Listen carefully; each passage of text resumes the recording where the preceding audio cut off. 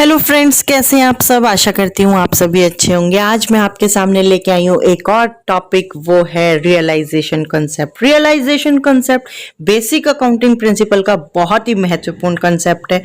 आशा करती हूँ कि आपने मेरे चैनल को सब्सक्राइब जरूर कर दिया होगा, और अगर आप मेरे चैनल के नए व्यूअर हैं, जल्दी से मेरे चैनल को सब्सक्राइब कर लीजिए और बेल आइकन को दबाना बिल्कुल ना भूलिएगा, ताकि मेरी हर नई वीडियो की नोटिफिकेशन आपके पास जल्दी से जल्दी आती रहे।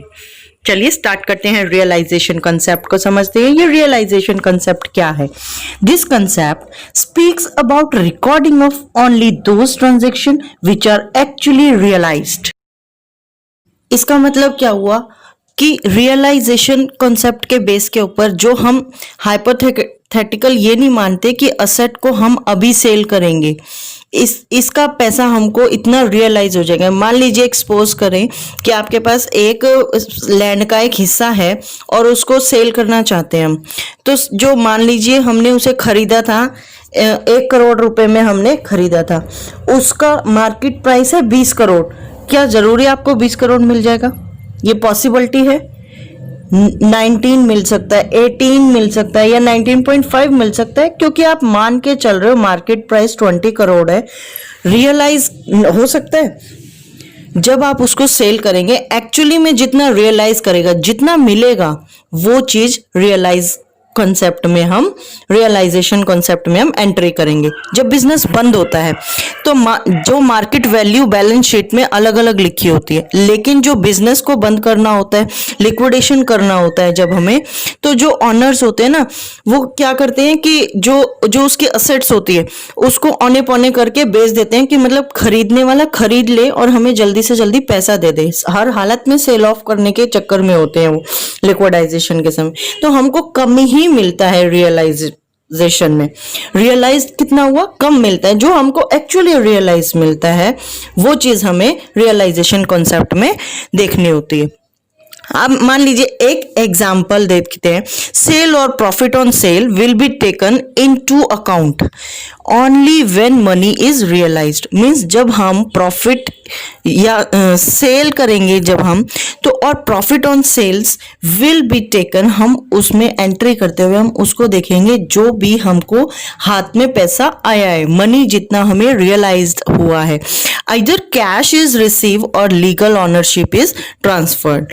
ठीक है, यही चीज मैं आपको समझाने की कोशिश कर रही हूँ कि या तो कैश में रिसीव होगा हमको, या आपको लीगल ऑनरशिप ट्रांसफर हो जाए, तभी हम रिकॉर्डिंग करेंगे, अदरवाइज हम इसको रिकॉर्डिंग नहीं करेंगे। रियलाइजेशन कॉन्सेप्ट में यही समझाता है। कोई भी ट्रांजैक्शन आपने किया, जब तक आपको वहां से कुछ भी हाथ में नहीं मिला, उसको हम, इट कैन बी डिविडेंड और शेयर्स और लीगल ऑनरशिप्स और कैश, ये जो कुछ भी हो सकता है, वो आपको अगर नहीं मिला है तो आप एंट्री नहीं करेंगे। हाइपोथेटिकली उसमें अपने मतलब से नहीं लिखेंगे। रियलाइजेशन कंसेप्ट में हम यही कंसिडर करते हैं, जब आपने उसको सेल किया, जब तक आपको रिसीव नहीं हुआ, कोई एंट्री नहीं करेंगे। सेल दिखाएंगे लेकिन रिसीव करके नहीं दिखाएंगे। हमारे बिजनेस के सारे जितने भी हमारे मामले होते हैं, उन्हें हम अकाउंटिंग में करते हैं, और अकाउंटिंग किसके फॉलो में करते हैं? रूल्स के थ्रू। तो ये रूल्स हमारे अकाउंटिंग कॉन्सेप्ट में होते हैं। अकाउंटिंग कॉन्सेप्ट हमारा एक रियलाइजेशन उसके अंदर आता है। रियलाइजेशन हम किसे कहते हैं? वो हमारा रिकॉग्नाइज हो गया। रियलाइजेशन कंसेप्ट हमारा कहाँ अप्लाई होता है? रियलाइजेशन कंसेप्ट हमारा कंपनी की सेल और सर्विसेज जो प्रोवाइड करती है, उसे हम रियलाइजेशन कंसेप्ट कहते हैं। ये सेल्स और सर्विसेज जिस स्टेटमेंट में हम रिकॉर्ड करते हैं, उसे हम इनकम स्टेटमेंट में रिकॉर्ड करते हैं। रियलाइजेशन कंसेप्ट हमको ये बताता है इसकी सेल और सर्विसेज रिकॉग्नाइज कब करें, कैसे कंसिडर करेंगे? अकाउंटिंग स्टेटमेंट यानी कि इनकम स्टेटमेंट में रिकॉर्ड करेंगे। किसी भी रिकॉर्ड करने के लिए 3 कंडीशंस होती हैं रियलाइजेशन कंसेप्ट के अंदर। वो होती है हमारी legal title transfer from seller to buyer, risk and reward transfer, product actually sales. Real title transfer from seller जो है हमारी, ये जो है इसमें देखा जाता है कि जो खरीदने वाला है वो उसको हमको ट्रांसफर कर चुका है। सेकंड चीज हम देखेंगे सेल्स से जो है हमारा रिस्क और रिवार्ड जो है वो ट्रांसफर हो गया है। जो फायदा हमें मिलने वाला है वो हुआ कि नहीं हुआ।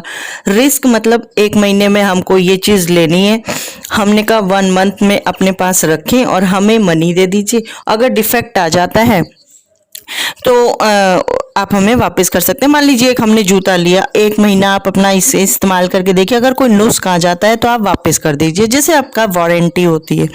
तो ये रिस्क है, ये रिस्क ट्रांसफर नहीं हुआ। खराब है या ठीक है वो चीज आपकी है। ये चीज 1 महीने के बाद हम एक चीज को रियलाइज करेंगे, वो रियलाइजेशन कहलाता है।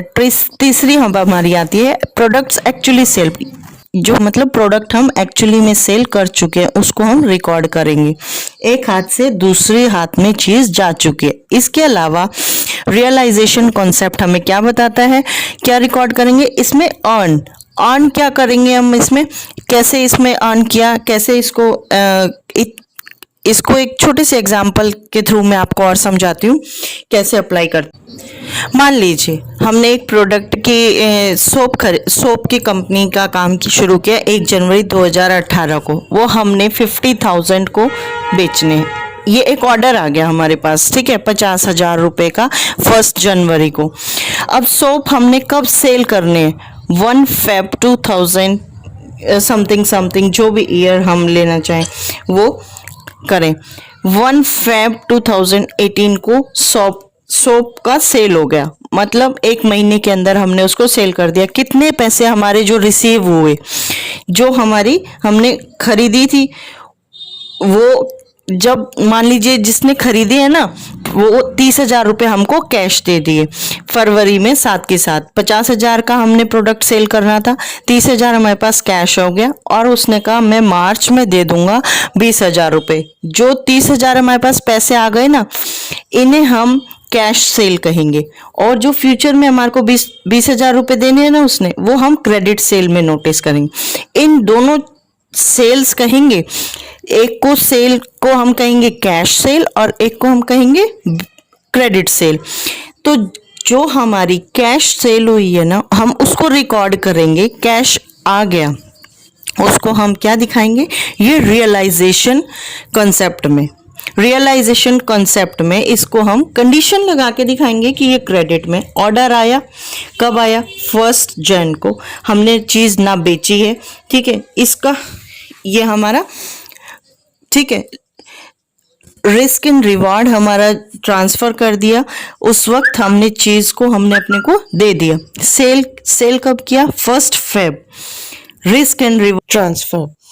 आशा करती हूँ कि आपको ये वीडियो अच्छी लगी होगी, और आपको अच्छी लगे तो ज़रूर लाइक करें, शेयर करें ज़्यादा से ज़्यादा। Thanks for watching my channel. मैं डॉक्टर प्रियंका गौड़ एक और नई वीडियो के साथ आपके सामने आऊँगी। Thanks for watching.